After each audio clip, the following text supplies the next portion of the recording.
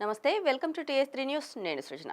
ఇన్స్టాగ్రామ్లో ఫేక్ ఐడీలు సృష్టించి యువతులను ప్రేమ పేరుతో మోసం చేసిన వ్యక్తి వ్యవహారం మెదక్ జిల్లాలో వెలుగులోకి వచ్చింది.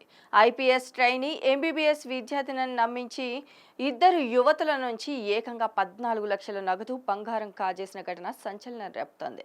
ఇక వివరాల్లోకి వెళ్తే మెదక్ జిల్లా టెక్మాల్ మండలం ఎల్లంపల్లి గ్రామానికి చెందిన ఉప్పరి దుర్గయ్య సోషల్ మీడియా వేదికగా యువతులను లక్ష్యంగా చేసుకున్నాడు.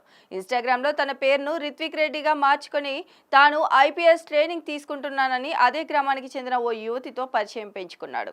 కొద్ది రోజుల పరిచయానికే ప్రేమ పేరుతో ఆమెను నమ్మించి ఖర్చులకు డబ్బులు అవసరమని, భవిష్యత్తులో తననే వివాహం చేసుకుంటానని చెప్పి 5 లక్షల నగదు, 1 తులం బంగారం తీసుకున్నట్లు తెలుస్తోంది.